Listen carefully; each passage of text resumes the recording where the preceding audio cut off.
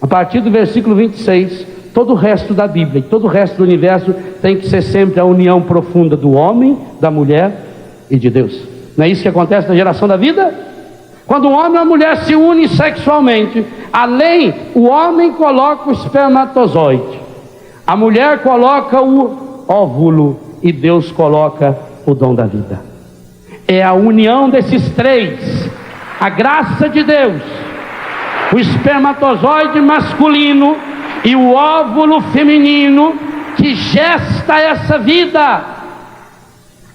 Qual é o tempo de duração média de uma vida? Da geração da vida? Que dão 40 semanas. Completas 40 semanas? Por que será que o povo de Deus ficou 40 anos no deserto? Moisés 40 dias em cima do monte, Jesus 40 dias em jejum e oração, Jesus ressuscitado ficou 40 dias entre os apóstolos antes de subir. É essa nova vida, é essa gravidez de Deus. E hoje nós estamos sendo chamados a entrar nesse processo de deixar Deus nos gerar novamente.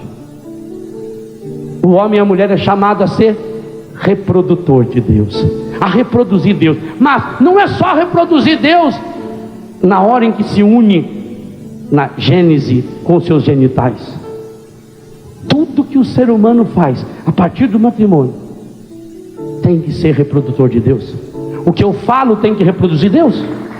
Marido, a sua fala tem que reproduzir Deus. E às vezes reproduz o quê? Mulher, a sua fala, o seu corpo, o jeito de vestir tem que reproduzir Deus. Olha a reprodução de Deus nas mãos do tecladista. Está reproduzindo Deus. Esse som que nos leva para Deus. Olha um artista quando faz uma pintura linda, ele está reproduzindo Deus.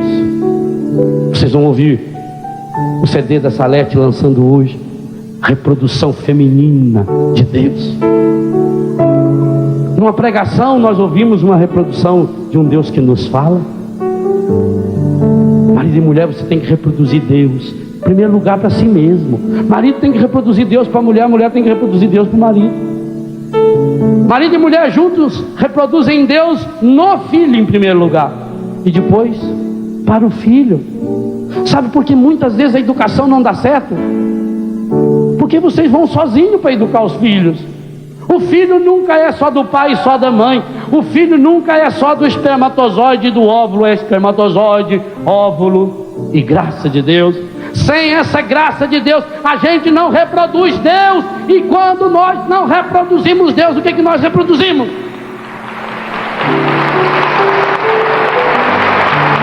E é por isso que a gente vê a reprodução do encadido espalhado do mundo afora. Sabe qual foi a maior alegria do demônio? O dia em que ele inventou um espelho. O demônio inventou um espelho, e aquele espelho era a imagem e semelhança dele. Tudo que aquele espelho mostrasse era deformado. Pessoa bonita olhava no espelho e ficava feia, via feia. A flor linda projetada no espelho era murcha. A pessoa justa projetada no espelho era injusta. A pessoa bondosa projetada no espelho, ela se tornava uma pessoa ruim. A pessoa alegre projetada naquele espelho, ela ficava uma pessoa triste. E o encadido foi conseguindo chegar no ponto mais alto, porque uma vez ele levou Jesus também lá no ponto mais alto, e lá do ponto mais alto ele conseguia refletir o mundo e grande parte do mundo, e ele ia refletindo e só apareciam as coisas ruins, e as coisas boas iam ficando ruins, e ele começou a achar bom e achar graça, e ele começou a rir, e aí começou a juntar encadidinho que queria ver junto também, porque todos eles querem ver a mesma coisa. O buraco da fechadura deles era igual. E cada um queria agora o espelho para si, começaram a brigar e a tomar o espelho e grudar, passa para cá que é meu, não senhor é meu, e um gruda, o outro gruda, o outro gruda. Fizeram um forró-bodó, quebraram o espelho. O encadidão, responsável pelo espelho, começou a pisar naquele espelho de raiva e sapatear em cima daquele espelho, e os outros encadidos também vinham e pulavam para humilhar ele. E aquilo foi transformado em milhões e milhões de pequenos cacos. E depois, do mesmo jeito como ele estava lá em cima, já que tinha pisado, quebrado, ele começou a soprar. E aquilo começou a espalhar. Caquinhos, caquinhos, caquinhos, caquinhos. E aqueles caquinhos começaram a cair nos olhos de algumas pessoas. E a pessoa às vezes sentia uma coceirinha no olho, não sabia o que era. Era aquele caquinho. Às vezes era a vizinha que trazia soprando. Soube da última, já tinha entrado o caquinho. Às vezes era a mulher mesmo que já estava com o caquinho na mão. Quando o marido chegava tarde do serviço, ao invés de tirar a faixa dele que estava ressuscitado, já soprava. E aí vinha uma chuva de caco em cima dele.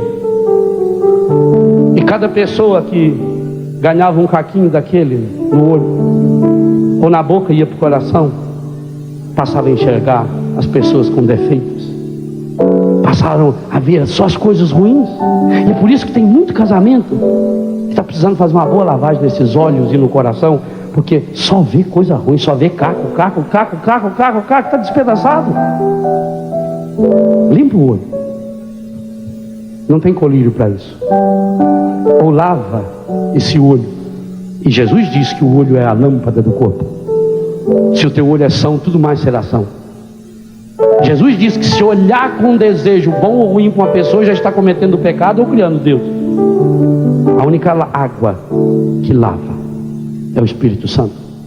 Por isso que, como Jesus foi lá e tocou os olhos do cego, molhou com a saliva dele um pouquinho da água, a água que é o Espírito, e passou no olho daquele cego, e ele passou a enxergar. Como os cegos de Jericó que passaram a enxergar, hoje também nós precisamos pedir: Senhor, nossos olhos estão cheios desses cacos do espelho, do encardido, e é por isso que eu só vejo coisa ruim no meu marido, na minha mulher, nas pessoas. Eu quero, Senhor, eu preciso.